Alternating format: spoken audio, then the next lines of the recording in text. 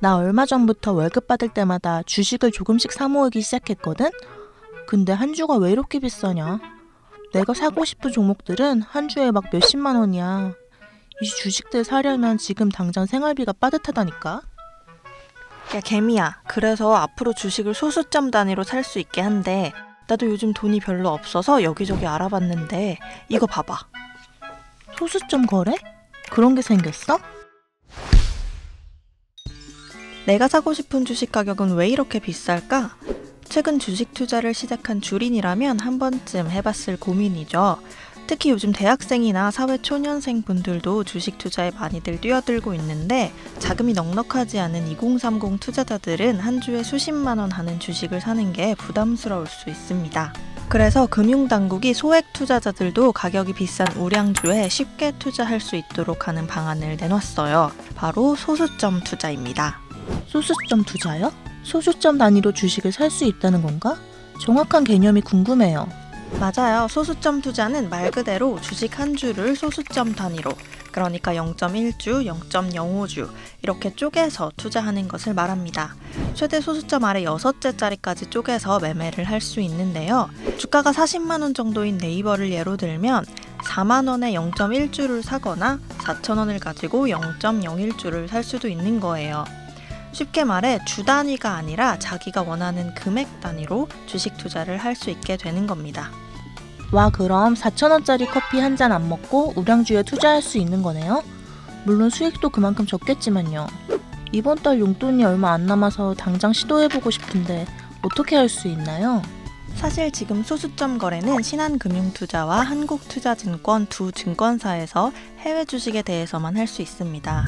원칙적으로는 소수점 투자가 안 되지만 금융위원회가 이 두 증권사에 대해서만 혁신금융서비스라는 명목으로 임시 허가한 거거든요. 근데 예상보다 이 소수점 투자를 이용하는 고객들이 많은 거예요. 소수점 투자 서비스가 시작된 2018년 10월부터 올해 8월까지 3년 동안 누적 이용자가 71만 5천 명, 누적 거래 금액은 약 1.5조 원이나 됐다고 해요. 그래서 금융위원회가 나머지 증권사에서도 올해 중으로 해외 주식 소수점 투자 서비스를 시작할 수 있도록 했습니다.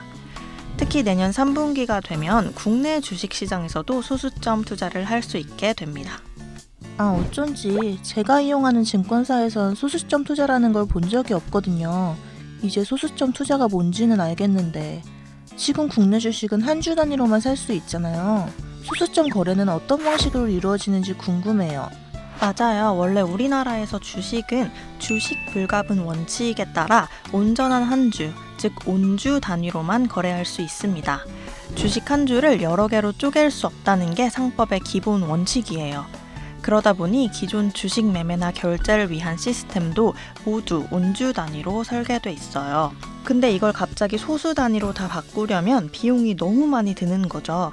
상법부터 관련 법 개정도 다 해야 되고요. 그래서 소수점 투자는 일반 주식 매매보다 조금 복잡한 과정으로 이루어지게 됩니다. 국내 주식 소수점 투자 과정을 간단히만 살펴볼게요. 먼저 증권사가 투자자들에게 소수 단위로 주식 매수 주문을 받습니다. 그리고 이걸 다 취합해서 온주 단위로 만드는 거예요. 이때 온주가 안 만들어지면 증권사가 자기 자금으로 부족분을 채워넣습니다. 예를 들어서 어떤 종목에 대해 투자자 A가 0.4주, B가 0.3주, C가 0.2주를 산다고 주문했으면 증권사가 부족한 0.1주를 채워서 한 주를 완성한 뒤에 주문을 해야 한다는 겁니다. 그렇게 온주를 만들면 증권사가 자기 이름으로 한국거래소에서 매수 주문을 합니다. 그리고 주문이 체결되면 증권사는 이 온주 단위 주식을 예탁결제원이라는 곳에 맡겨야 하는데요. 그러면 예탁결제원에서 이 주식에서 나오는 수익을 가져갈 권리를 다시 쪼개서 나눠주는 거예요. 조금 복잡하죠? 사실 과정이 길긴 해도 결국 개인 투자자 입장에서는 증권사 앱에서 원하는 가격을 입력하고 매수 주문을 하면 될 것으로 예상됩니다. 아, 저는 그냥 원래 하던 대로 증권사에서 주문하면 되는 거군요. 그럼 어려울 것도 없네요. 요즘 투자는 하고 싶은데 돈이 모자라서 맨날 차트만 보고 있거든요. 소수점 거래 빨리 좀 할 수 있으면 좋겠어요. 맞아요. 소액 투자자 입장에서는 소수점 투자는 아무래도 적은 돈으로 우량 기업에 투자할 수 있다는 장점이 가장 커요. 국내 시가총액 10위 안에 드는 삼성바이오로직스 주가는 한 주에 90만 원이 넘고 LG화학도 70만 원대예요. 만약 소수점 투자가 가능해진다면 자본이 적은 사회초년생, 청소년, 대학생들도 저축하듯 매월 일정 금액을 이런 우량주에 투자할 수 있겠죠.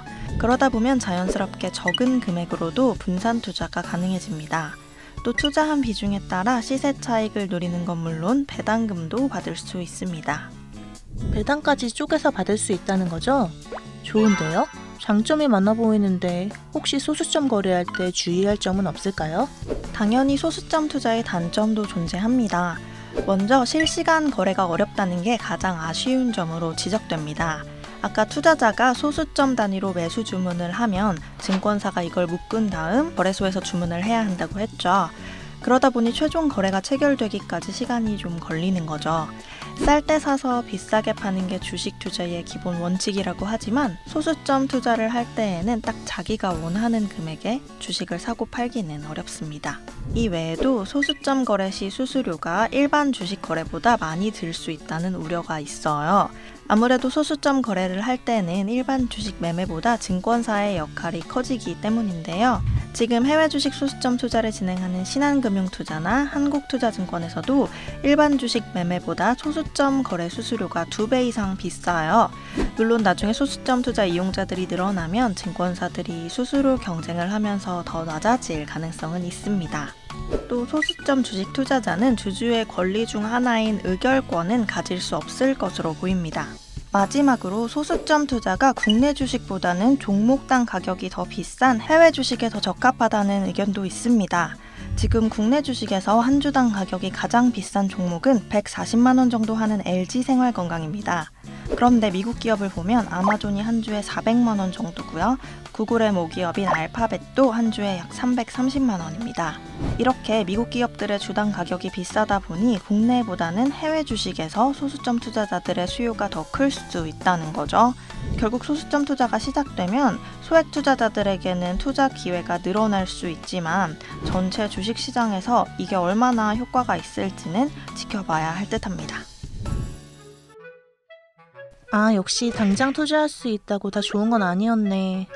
내가 원하는 가격에 사지 못하고 수수료가 비쌀 수도 있다니.